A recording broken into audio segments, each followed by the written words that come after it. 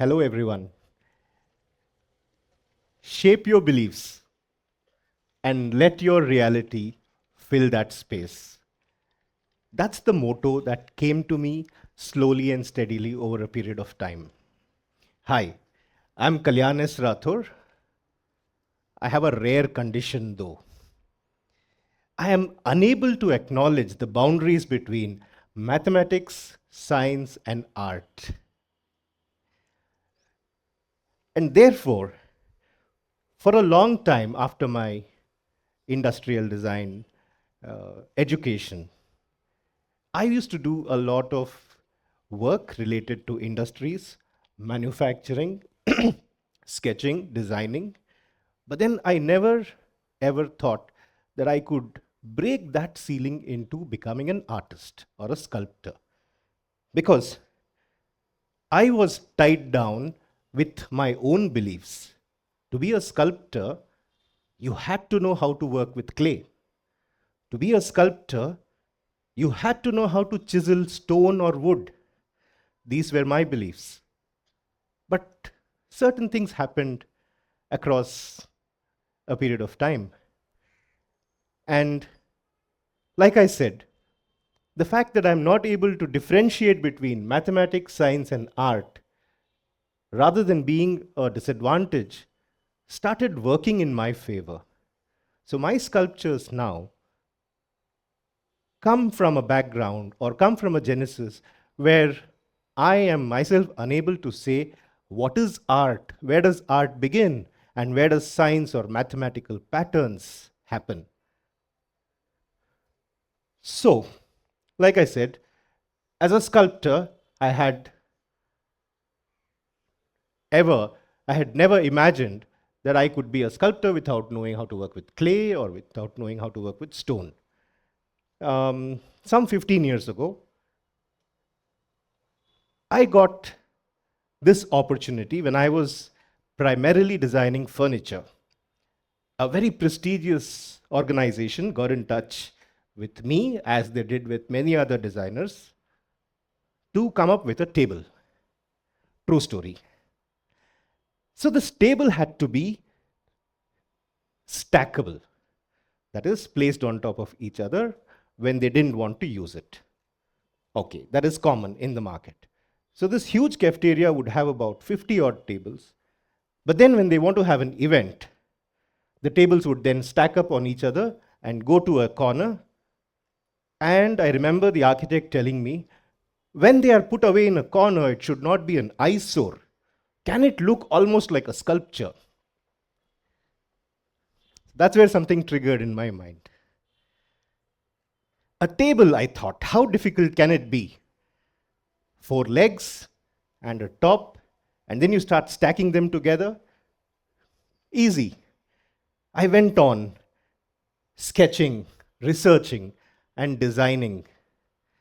But it was so prestigious that I had to get this job for the name, for the fame, and to prove to myself that I can go beyond furniture design.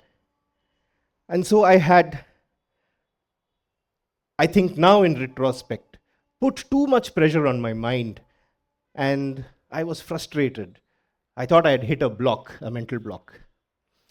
One night, burdened so, I went to sleep and I dreamt that I had lost the competition. I had lost to an international designer of repute, a famous international designer of furniture, who came up with an idea so beautiful, so elegant, that I had no chance. All right, I said. I was bitter and I was feeling so disappointed. I said, what is that that can be beyond my own intelligence? I felt shattered. But then I had the opportunity to see this design. I knew it was in the room next door. So I walk up into that room. And in front of me is this design, which had won the prestigious contest. I saw it. It was elegant. It was powerful. Superb. No wonder he's a internationally renowned designer. But then it was also so simple. Why couldn't I think of this? I thought. I studied the design and I said, next time, maybe. But then I woke up next morning, still bitter that I had lost the contest. And then it dawned upon me that, hey, that was a dream. So I asked myself, whose design is that? And the answer came to me, that design was mine. After all, my subconscious probably created that design. And when I walked into that room and saw this elegant design, I had come up with something through my own ability to receive a certain creative process from the universe. This got me thinking that creativity is not about struggling too hard after you've done all your due diligence, after you've done all your learning. It's probably about letting go and believing in being a better receiver. And so I sketched this design. True story again. They stacked up nicely with the legs having a simple mechanism to hinge. And as they stacked up, they formed into a nice pyramid like shape. I won the contest in real life. And I was really happy that I was able to come up with something, and secretly also guilty whether it was really my design. It came to me in my dream. But this was a turning point. Anyway, a couple of months later, I went to this cafeteria, and the architects and the designers were really happy about this. And they showed me how my tables stack up and how it looks very elegant from an elevated position as well. But here's an interesting thing. It's so poetic that I remembered this story from 15 odd years ago at this very school. Why? Because the management had named these tables something interesting. They had called it the Mayur table. And so went on my story, and from then on, with little steps, I was able to design sculptures. I used to dream a lot about forms, about geometry, as though it came from some cosmic frequency which I didn't understand. So be it, I don't need to understand it, as long as it works for me. I went on designing sculptures. I enjoyed the process. I was not confined by a client brief of wanting tables and chairs and stuff like that, which I enjoyed, no doubt. But that built a foundation for me. And today, I'm happy to say that I've worked at the Ayodhya Dham railway station, and my other sculptures speak about the mathematical nature of design, design from an artist's perspective, mathematics and science being not really different, and how they intersect with art.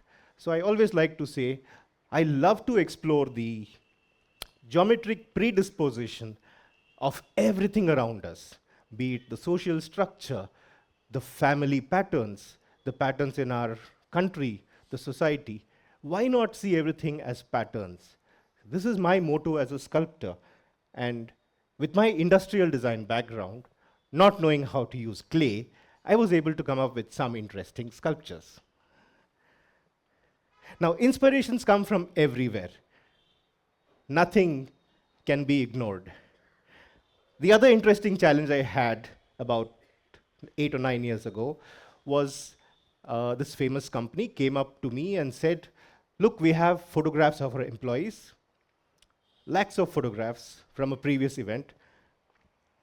Can we use these to get a Guinness World Record? Why not? Can we? So the first impression or the first idea that would come to most people's mind is, all right, let's plaster it and make a huge collage. But crazy as I am, I thought, wait, you have photographs, and can we create a sculpture using photographs? But how can you create a sculpture using photographs? Inspiration can come from anything. I remember toying around with a matchbox and trying to crush that matchbox. Despite being made of flimsy cardboard, the matchbox becomes very strong once it is folded up. So why not fold these photographs? into a matchbox-sized triangular structure, and then put these triangles together, you get a hexagon. Now what? Can I interlace these hexagons into a panel and create a surface, create the basic material for something that I can build? So these hexagons, inspired by the beehive structure and also the matchbox, gave me structural panels. And I was able to put up this 16 feet tall sculpture using entirely photographs and no structural material, which won me a Guinness World Record. Thank you.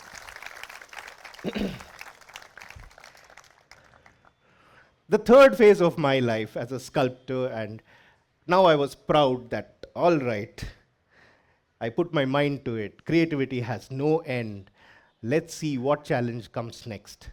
And then came AI, about 4 years ago. And how can a 50-year-old learn AI? Well, I can learn what I can learn, but then, does AI have any catching up to do? I always believed that the human factor, the human spirit, the human touch is probably always going to be better than AI, and that's a belief that I would like to create and let my reality fill that space. So AI comes. 4 years ago, I was just toying with the idea of, let's see what AI can do for us. So I said, monkeys like bananas. Okay? Monkeys like bananas, can you translate this to Hindi? To my absolute joy, this is what AI gave me. Bandar jaisa kela. So that proved a point to me that no matter how much technology might catch up, the human element is always the key. I would like to address all you children with one key learning that I have. I believe, if anything, one strength. I am not shy of learning 5% of any subject. Neuroscience, yes. Particle physics, yes. I don't have to be a master in it. I'm happy to learn the first 5%, and then let's see how it goes. So I would like to tell you all that instead of thinking, this is my passion and I will be a master in this, let the cosmic energy direct you. Dream on, believe in yourself, and shape your beliefs, and let reality fill that space. Thank you so much.